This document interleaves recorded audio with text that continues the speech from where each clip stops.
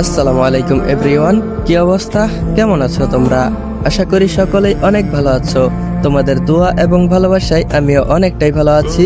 তো তোমাদের অকাল বন্ধন গল্পের 17 নম্বর পর্ব মানে শেষ পর্ব নিয়ে হাজির হয়ে গেলাম। তো চলো বেশি কথা না বলে করি দেরি, চলো আজকের গল্প শুরু করি। সময়ের চাকা ঘূর্ণায়মান, সময় কারোর জন্য থেমে থাকে না, তবে কিছু কথা সরিয়ে তোলার জন্য সময় নিজেই মহা ঔষধ হয়ে আসে।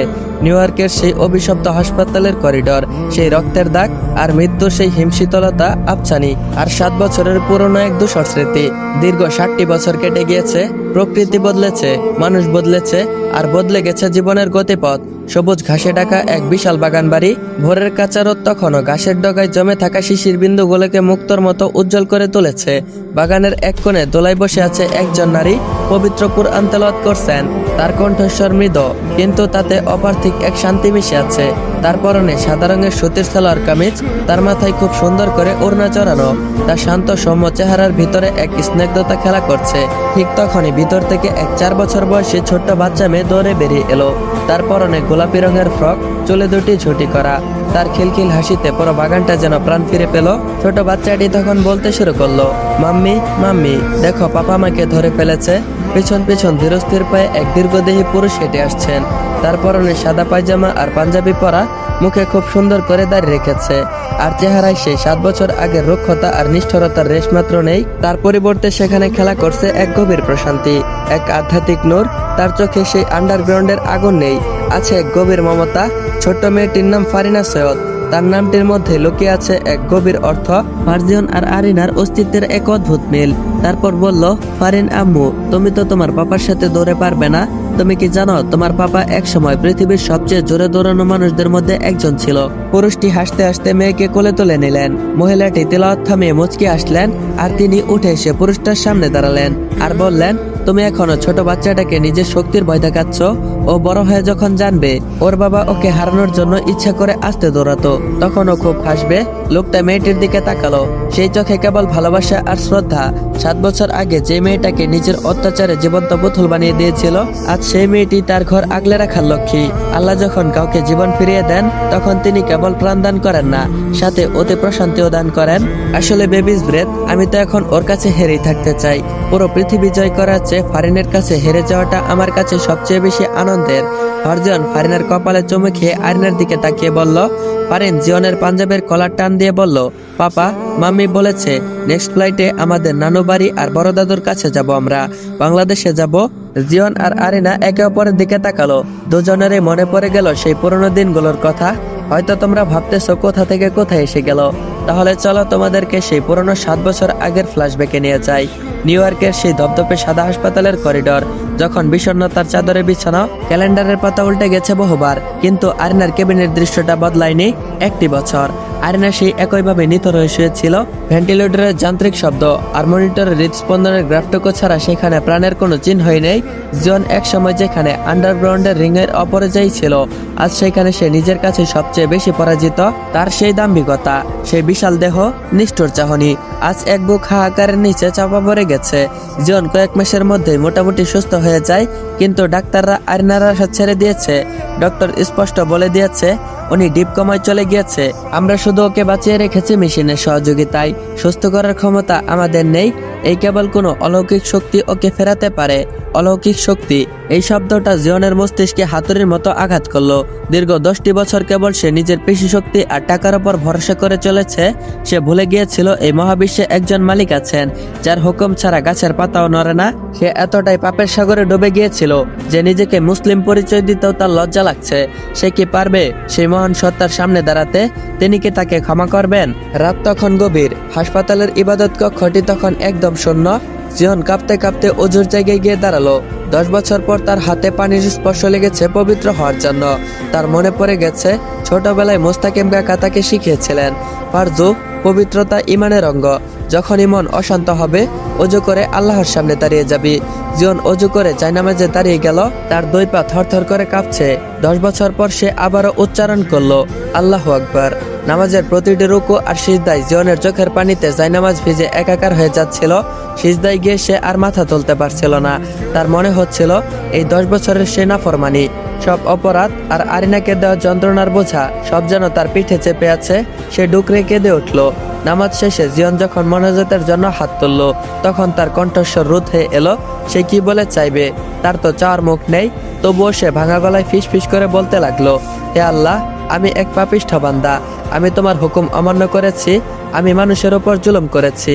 আমি এতটাই নিচে নেমে গিয়েছিলাম যে আমার অস্তিত্বকেও আমি চিনতে পারিনি। কিন্তু আল্লাহ, ওই মাসুম মেয়েটা তো কোনো দোষ করেনি। ও তো সবসময় তোমার ইবাদত করেছে। আমার পাপের শাস্তি ওকে দিও না আল্লাহ। আমি 10 বছর তোমার থেকে অনেক দূরে ছিলাম। আজ আমি তোমার দুয়ারে ভিখারি হয়ে এসেছি। আমার আরিনাকে সুস্থ করে দাও। ওকে একবারের জন্য চোখ খুলতে দাও। আমি কথা দিচ্ছি, আমি আর কখনো সেই অন্ধকার জীবনে ফিরে যাব না। আমি তোমার গোলাম হয়ে থাকতে চাই। ইয়া রাব্বুল আলামিন, তুমি দয়ার সাগর, তুমি আমাকে ফিরিয়ে দিও না। জনের মোনাজাতে আজ কোনো লৌকিকতা ছিল না, তা ছিল এক নিঃস্ব আত্মার আর্তনাদ। সে দীর্ঘক্ষণ হাত তুলে থাকলো। তার মনে হতে লাগলো আকাশের উপর থেকে এক দীর্ঘ শীতল পরশ তার হৃদয়ে নেমে এসেছে। যে প্রশান্তি সে গত 10 বছরে ওয়াইনের বোতলে বা আন্ডারগ্রাউন্ডের মারামারিতে খুঁজে পায়নি, আজ এই জায়নামাজে বসে সেই প্রশান্তি তাকে গ্রাস করলো। সেই রাতে জিয়ন আরিনার কেবিনে গিয়ে তার শিউরে বসলো। আরিনার ফ্যাকাশে কপালে আলতো করে হাত রেখে সে নিচু গলায় সূরা আর রহমান তেলাওয়াত করতে শুরু করলো, যা সে ছোটবেলায় কাকার কাছ থেকে মুখস্থ করেছিল। অদ্ভুত ব্যাপার, জিয়নের মনে হতে লাগলো মনিটরের সেই গ্রাফগুলো যেন একটু চঞ্চল হয়ে উঠেছে। সেই দিন থেকে জিয়নের আমূল পরিবর্তন শুরু হলো। সে তার সব নেশাদ্রব্য ডাস্টবিনে ফেলে দিল। আন্ডারগ্রাউন্ডের গ্যাংস্টারদের সাথে সব সম্পর্ক বিচ্ছিন্ন করলো। প্রতিদিন সে 5 ওয়াক্ত নামাজ পড়ে আর আরিনার পাশে হাসপাতালে করিডোরে কোরআন তেলাওয়াত করে। আর তার এই ধৈর্য আর বিশ্বাসী হয়তো আরশের মালিককে তুষ্ট করেছিল। কারণ সেই দীর্ঘ 1 বছরের অন্ধকারের অবসান ঘটিয়ে 2য় বছরের প্রথম শুরুতে সে এক বৃষ্টি ভিজা ভোরে আরিনার আঙ্গুলগুলো প্রথম নড়ে উঠেছিল। জিয়ন তখন জায়নামাজে বসে তসবিহ পড়ছিল। সে দৌড়ে এসে আরিনার কাছে গেল। আরিনা খুব ধীরে ধীরে তার চোখের পাতা মেলল। সেই চাহনিতে আর কোনো ভয় ছিল না, ছিল না কোনো ঘৃণা। আরিনা দেখলো তার সামনে এক নতুন মানুষ দাঁড়িয়ে আছে, যার চোখে জল আর কপালে সিজদার নূর। তার ফারতো ভাই, তার স্বামী একজন খাঁটি মুমিন। তখন তার সব ট্রমা ধীরে ধীরে কাটতে শুরু করে। জিয়নের সেই চোখের জল আর সেই নিবৃত রাতের প্রার্থনা আরিনার মন জয় করে নিয়েছিল। জিয়ন তার সবকিছু ছেড়ে দিয়েছিল। এর মধ্যে সে আরিনাকে নিয়ে সে বহুবার বাংলাদেশে গিয়েছিল, কিন্তু তার বাড়ি গাড়ি ব্যবসা সবকিছু নিউ ইয়র্কে ছিল। তাই সে এখানে ফিরে এসেছে। সে একজন সফল ব্যবসায়ী হলেও তার আসল পরিচয় তিনি একজন হাফেজ, একজন আদর্শ মুসলিম। তিনি তার শৈশবের শিক্ষক, তার ছোট কাকা সৈয়দ মুস্তাকিন মুমিনের ছায়াতলে এখন জীবনযাপন করেন। ফারিনা আবারও বলল, বাংলাদেশে যাব তো? আরিনা বলল, হ্যাঁ আম্মু, আমরা সৈয়দ বাড়ি যাব। বড় দাদু তোমার জন্য অপেক্ষা করছে। জানো, তোমার বড় দাদু তোমার পাপাকে ছোটবেলায় অনেক বকা দিত। আরিনা দুষ্টামি করে ফারজানের দিকে তাকিয়ে বলল। ফারজান হেসে উঠল আর বলল, শুধু বকা, কান ধরে উঠবস করাতেন আব্বু। কিন্তু আজ বুঝি সেই কান ধরাটাই ছিল আমার জীবনের কঠিন পথ। ফারিনা হাততালি দিয়ে উঠল আর বলল, আমি ছোট দাদুকে বলবো এবার আমাকেও কোরআন শেখাতে। আমি তোমার মতো হাফিজ হতে চাই।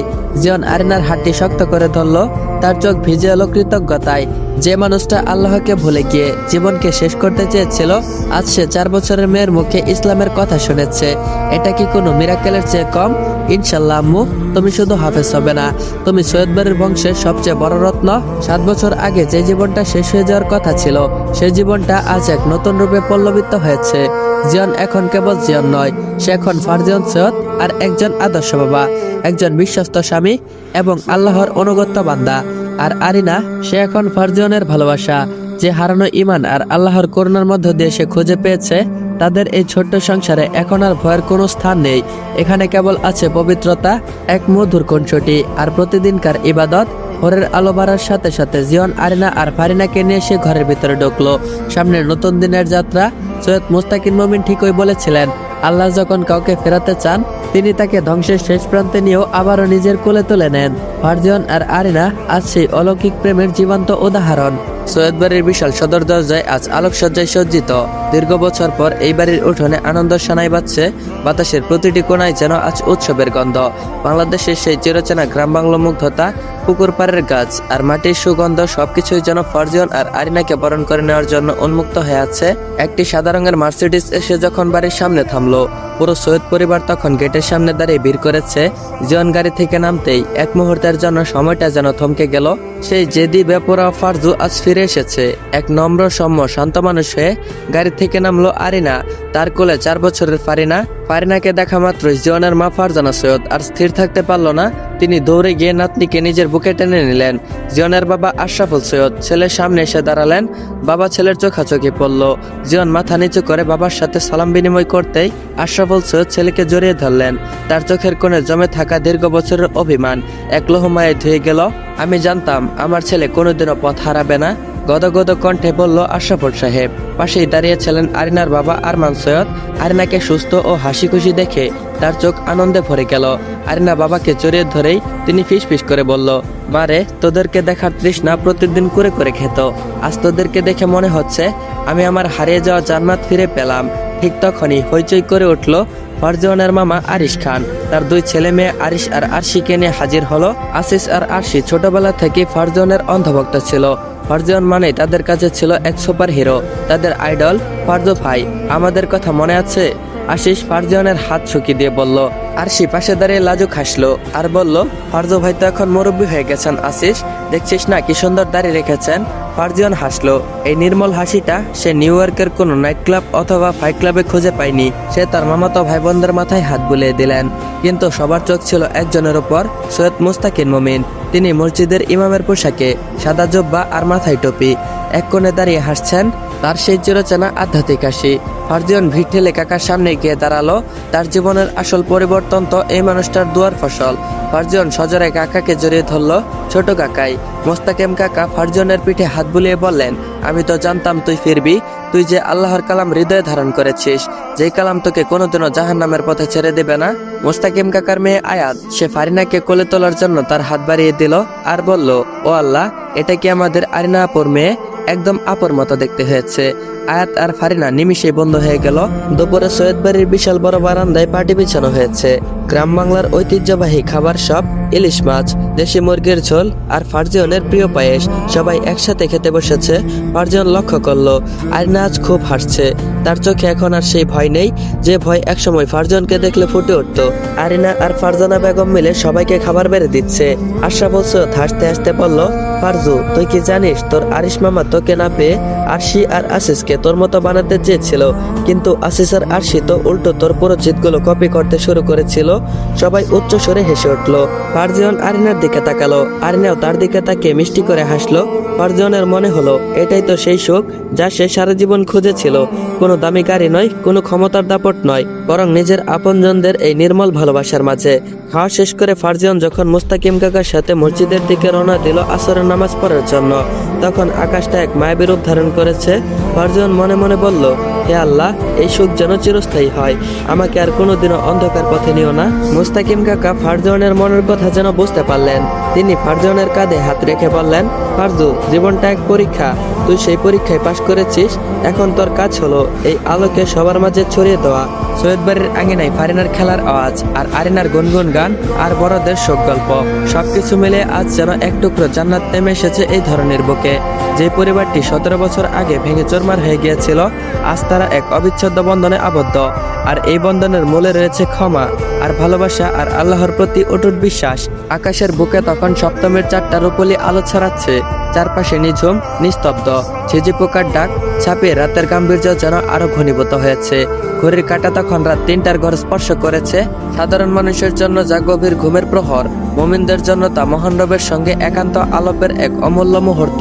ঘরের মৃদু আলোয় দেখা গেল ফারজানকে, আর অতি যত্ন সহকারে অজু করে এসেছেন তিনি।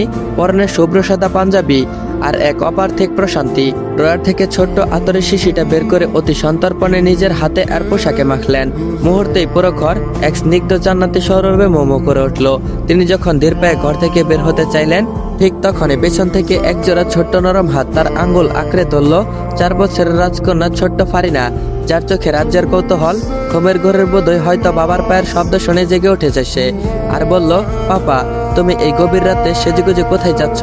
আমাকে ছেড়ে চলে যাবে নাকি? ছোট মেয়ের কণ্ঠে অভিমান আর বিস্ময় মাখা প্রশ্ন। ফারজান থমকে গেলেন। তারপর পরম মমতায় হাঁটু গেড়ে বসলেন আদরে মেয়ের সামনে। ওর গাল দুটো টিপে দিয়ে অমলান হাসি দিয়ে বলল, আমি তো তোমাকে ছেড়ে কোথাও যাচ্ছি না আম্মু, আমি তো যাচ্ছি আমার ফার্স্ট লাভের কাছে। আজ তার সঙ্গে আমার অনেক কথা আছে। ফারিনা বড় বড় চোখ করে তাকালো আর বলল, তোমার প্রথম ভালোবাসা? সে কে পাপা? মাম্মি নয়? মেয়ের প্রশ্নে ফারজানের চোখে এক মুহূর্তের জন্য সেই বিষাক্ত অতীত ভেসে উঠল। সেই অন্ধকার দিনগুলো যখন পরিস্থিতির শিকার হয়ে তিনি ধর্মের পথ থেকে বিচ্যুত হয়েছিল, এমনকি ব্যর্থ আত্মহত্যার চেষ্টাও করেছিলেন। যখন হারামের নেশে সে উন্মুক্ত নিউ ইয়র্কের আন্ডারগ্রাউন্ডের ফাইটিং রিংয়ে নিজের রক্ত আর ঘাম বিসর্জন দিতেন, তখন তিনি ভুলে গিয়েছিলেন কে তার প্রকৃত আশ্রয়। কিন্তু তিনি জানেন এই প্রশান্তি জীবন, এই আদরের সন্তান আর ফিরে পাওয়া সেই সুন্দর পৃথিবী সবটাই তার সেই প্রথম ভালোবাসার দান। তিনি মেয়ের মাথায় হাত বুলিয়ে শান্ত গলায় বললেন, তোমার মাম্মি তো আমার জীবনের রহমত আম্মু, কিন্তু আমার প্রথম ভালোবাসা হলেন তিনি, যিনি আমাকে মরে যাওয়ার পর আবার নতুন জীবন দান করেছেন, যিনি আমাকে ঘৃণা না করে ভালোবেসে আবারও নিজের কাছে টেনে নিয়েছেন। তুমি কি আমার সাথে তোমার প্রথম ভালোবাসার কাছে যাবে আম্মা জান? ফারিনা খুশিতে মাথা নাড়ালো। সে যদিও বুঝলো না তার পাপা কোনো মানুষের কথা নয়, বরং পরম মহান আল্লাহর কথা বলেছেন, তবুও সে বাবার হাতটা শক্ত করে ধরল। উৎসুক হয়ে জানতে চাইলো, তিনি কি অনেক দূরে থাকেন পাপা? আমরা তার কাছে কিভাবে যাব? আর তিনি কি আমার ফার্স্ট লাভ? মেয়ের এই অবুঝ কৌতূহল দেখে ফারজান ওকে কাছে টেনে নিলেন। মেয়ের চোখে চোখ রেখে গম্ভীর ও শান্ত কণ্ঠে বললেন, না আম্মু, তিনি মোটেও দূরে নন, তিনি আমাদের খুব কাছে। আর হ্যাঁ, তিনি তোমারও ফার্স্ট লাভ। আমি মনে করি একজন বান্দার প্রথম ভালোবাসা হওয়া উচিত তার রবের প্রতি, কারণ দুনিয়ার সব ভালোবাসা বদলে যেতে পারে, সবাই আমাদের ছেড়ে যেতে পারে, কিন্তু আমাদের রব কখনো আমাদেরকে ছেড়ে যান না। তিনি তওবার দরজা সবসময় খোলা রাখেন, যেখানে কোনো অপমান নেই, আছে কেবল দয়া আর প্রশান্তি। যে মানুষকে ভালোবাসে সে একদিন ব্যথা পায়, কিন্তু যে আল্লাহকে ভালোবাসে সে কখনো পথ হারায় না। ফারিনা মুগ্ধ হয়ে বাবার কথাগুলো শুনছিল। ফারজান একটা দীর্ঘশ্বাস ফেলে বললেন, জীবনের অনেকটা পথ আমি অন্যখানে ভালোবাসা খুঁজেছিলাম আম্মু, কিন্তু শেষমেশ এই জায়নামাজে আমার প্রথম ভালোবাসা খুঁজে পেয়েছি। চলো আম্মু, আমরা দুজনে মিলে আমাদের রবের প্রতি শুকরিয়া আদায় করি। বাবা মেয়ে হাত ধরে জায়নামাজের দিকে এগিয়ে গেলেন। সেই মুহূর্তে সেইখানে ক্যালিগ্রাফিতে রাতের শেষ প্রহরের মায়াবী আলো এসে পড়ল। সেখানে লেখা, নিশ্চয়ই আল্লাহ সব বিষয়ে সর্বশক্তিমান। এই হলো ফার্স্ট লাভ, যে ভালোবাসা শুরু হয়েছিল অন্ধকারের এক অতল গহ্বর থেকে, কিন্তু যার সমাপ্তি হলো সিজদার নূরে। পরিস্থিতি মানুষকে দিশেহারা করে দেয়, ধর্ম থেকে দূরে সরায়, এমনকি জীবনের মায়া ত্যাগ করতে বাধ্য করে। কিন্তু আল্লাহ যাকে ফেরাতে চান তাকে তিনি পৃথিবীর সব অন্ধকার গলি থেকে টেনে এনে আলোর পথে দাঁড় করান। ফারজানের সেই বেপরোয়া জীবন আজ ধুলো পড়া এক ধূসর ইতিহাস। আজ সে নতুন মানুষ, নিষ্ঠুর যোদ্ধা নয়, বরং এক অনুতপ্ত হাফিজ। শেষ রাতে যখন বাবা মেয়ে পাশাপাশি সিজদায় লুটিয়ে পড়লেন, আকাশের চারটা যেন মেঘের আড়াল থেকে মুচকি হাসলো। একজন পথবোলা পথিক আজ তার গন্তব্য খুঁজে পেয়েছে। আল্লাহর জন্যই ছিল তার প্রথম ভালোবাসা, তার আল্লাহর মধ্যেই তিনি খুঁজে পেয়েছেন তার চিরস্থায়ী প্রশান্তি। প্রিয় পাঠক পাঠিকারা, অকাল বন্ধন গল্পের দীর্ঘযাত্রাটি আজ এইখানেই শেষ হলো। তো কিছু কথা বলি, সবাই শুনে যাও। এই গল্পটি কেবল ফারজান আর আরিনার প্রেম কাহিনী ছিল না, এটি ছিল একজন পথভ্রষ্ট মানুষের নিজের শেকড়ে এবং সৃষ্টিকর্তার কাছে ফিরে আসার এক আধ্যাত্মিক লড়াই। জীবনে চড়াই উতরাই আসবেই, কখনো পরিস্থিতি আমাদেরকে খাদের কিনারায় নিয়ে দাঁড় করাবে, কিন্তু মনে রাখবেন, অন্ধকারের পরেই আলোর জন্ম হয়। ফারজানের মতো আমাদের সকলের জীবনে যেন প্রথম এবং শ্রেষ্ঠ ভালোবাসা হয় আমাদের রবের প্রতি, কারণ মানুষ আমাদেরকে ছেড়ে গেলেও তিনি কখনো আমাদের ত্যাগ করেন না। এতটা সময় ধরে আমার পাশে থাকার জন্য আপনাদেরকে অসংখ্য ধন্যবাদ।